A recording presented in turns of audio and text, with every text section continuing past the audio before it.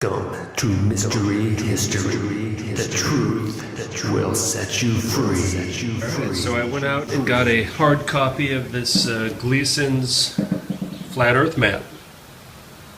Gleason's new standard map of the world. And this is Alexander Gleason's map. I just found that out and I just downloaded his book in PDF form. I have not read it yet. But I looked at a few things, and I do believe this guy was a flat earther, and there was a big flat earth movement in the late 1800s, both science-based and Bible-based. So I'll check that out. I think he wanted to replace all the globes in schools with this map or something like that, and he had some patents involving this time dial thing right here. And he wanted to get this map patented, especially for time zones and things like that. You can see there's 24 numbers going around here. These small little numbers goes up to 24 hours.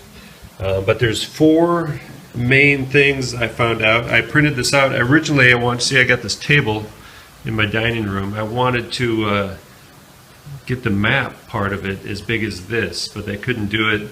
I'll try some other places, maybe I'll do it later. And then I wanted to laminate it and have this as my dining table so I could unbrainwash myself from the globe view. But there's four things I want to look at real quick now. And this is, by the way, this is 2 feet wide and 3 feet tall. I'm going to hang this on the wall. So for those who don't know, this was made in 1892. This comes from the Boston Public Library. This is, as far as I know, an authentic map of Alexander Gleason.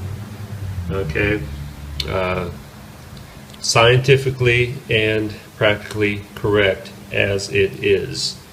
And the map portion may be in azimuthal equidistant map, which means they start at the North Pole and just kind of go down, and that's what it would be like based off a globe. But it doesn't say that necessarily. It doesn't say that. So he may have got his map projections from that, but I don't. I think he believed this was the most accurate map, and it is a flat Earth map. So that's the first point I want to say.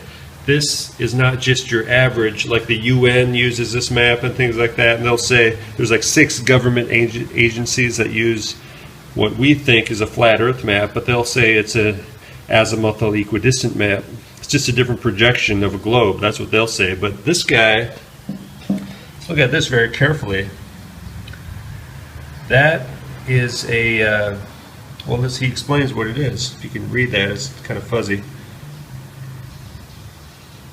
In the figures, June and December, the white represents the sun's position. The white is the sun's position in his respective months at noon. So if it's noon, that's noon right there, and the sun is there. That's what he's saying, basically, which would be over here somewhere.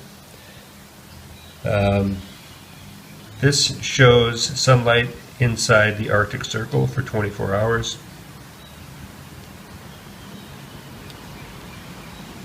So you get the 24-hour sun here because there's always a patch of light. This entire thing would move around. As the sun moves, the light moves with it. But look at the next sentence. From June 21st, the sun moves around the tropics in a spiral circle, widening every day. And look at this. The sun moves. Does it say the earth moves? No, it says the sun moves round the tropics in a spiral circle.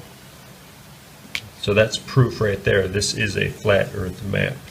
This guy was a flat earther because he says the sun moves. If you have a heliocentric worldview, the Earth moves, and that explains the sun's movements.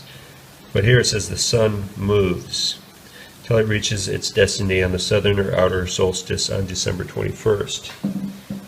Okay, so that's saying basically the sun moves around, and over the year the sun's path gets wider. Okay, so here's the December solstice, December 21st. The sun moves. Again, the sun moves around the Tropic of Capricorn, and during the day lights up the southern portion of the Earth from the Arctic Circle to some portion of the Antarctic ice. Okay. There is no sunlight beyond 80 degrees south, but unknown regions of ice. So below 80 degrees south, there's no sunlight. That's why there's still ice down there. It doesn't melt. There's no sunlight to melt the ice. That's why we have this shape, because the sun goes around in a circle, melting the ice underneath it. And if there's no sunlight, the ice remains. Sun goes back up north, completes its seasons. Okay, so this is the flat Earth cosmology right here that we're talking about. Okay, and luckily, just so happens, let there be light. Yay!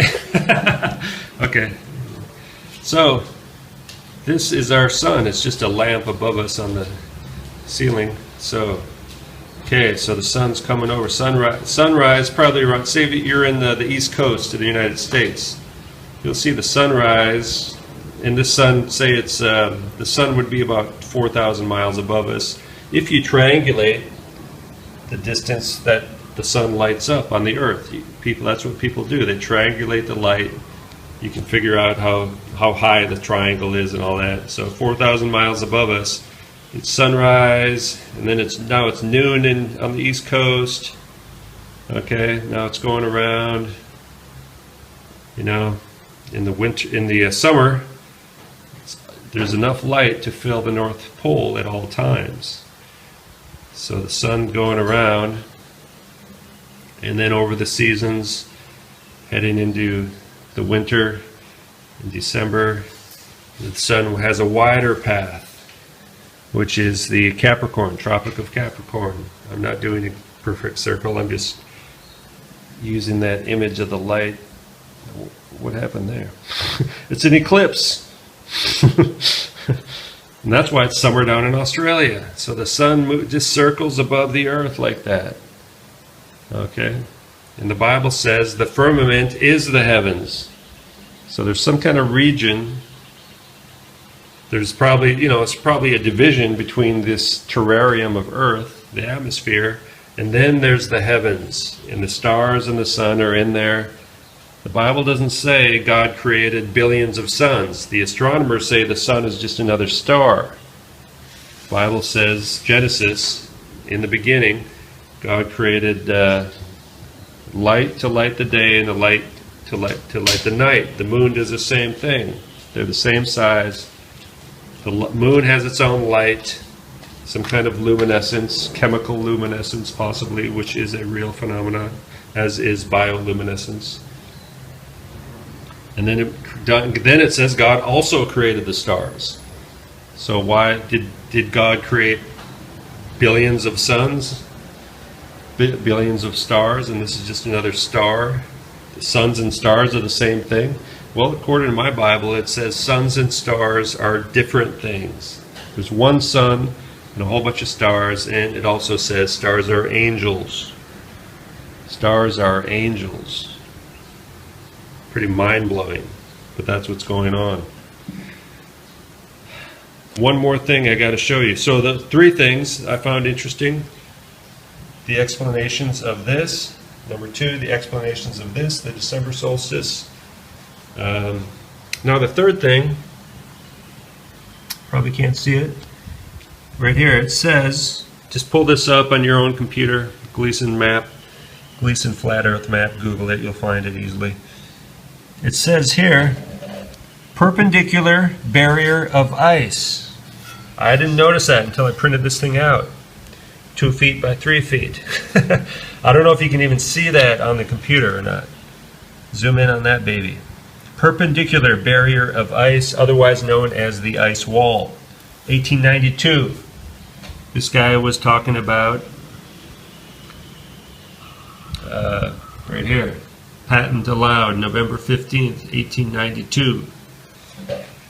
This guy was talking about the ice wall. It's right here on his map.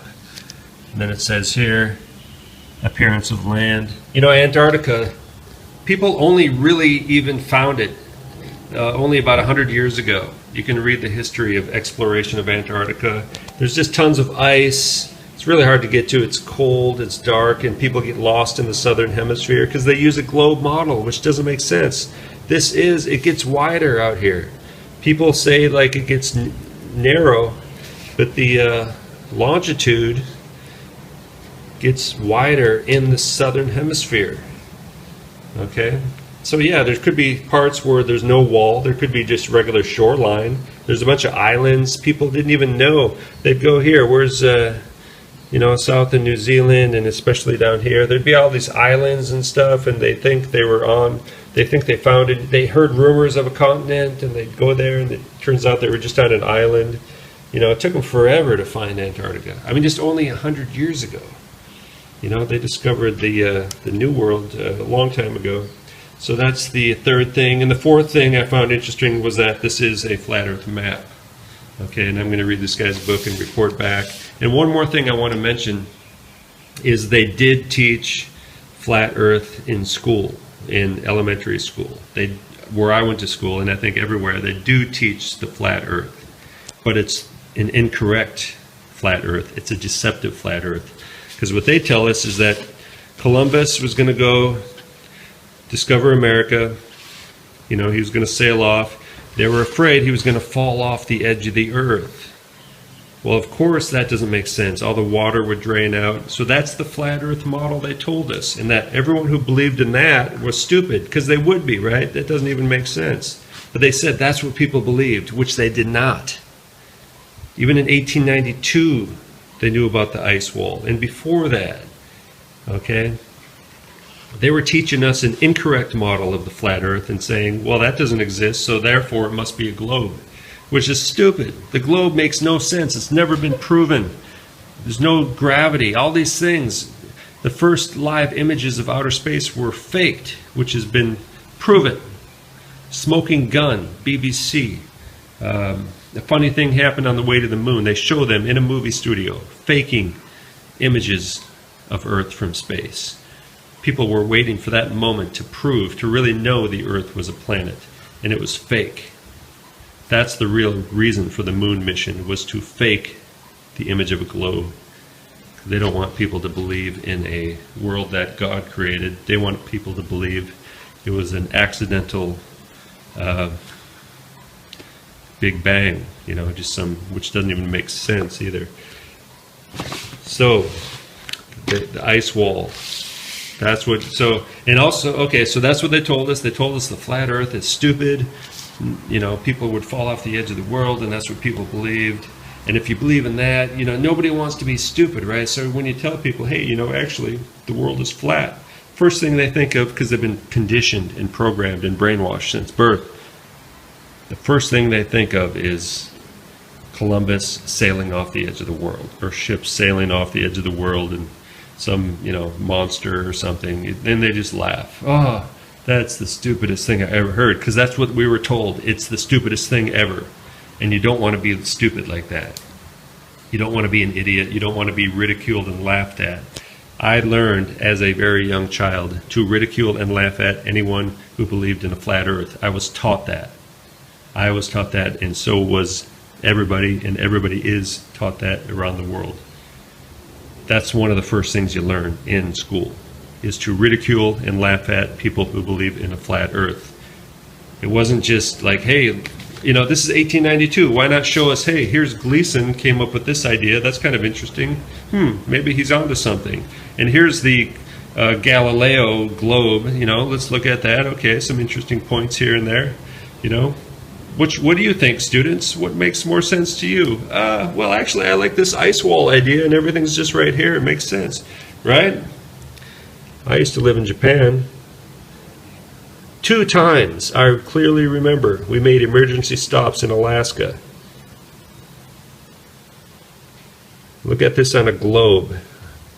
Luckily, I do not have a globe in my house, but on a globe, I think this would be more of a straight line here. And the first time it happened, I thought, what the hell are we doing over Alaska? And that's why you can fly from Tokyo to New York nonstop. It's not so far. Look at all these flights, okay? So, anyway, I wanted to point that out. I'm kind of excited. It's really cool. This is high gloss. It cost about 20 bucks, I guess. Very cool to have this thing printed out. I'm going to read his book, Alexander Gleason. It's called, I forget what it's called. It's kind of a long title. It's something about is the Bible real and is the earth a globe? Something like that. I have it though.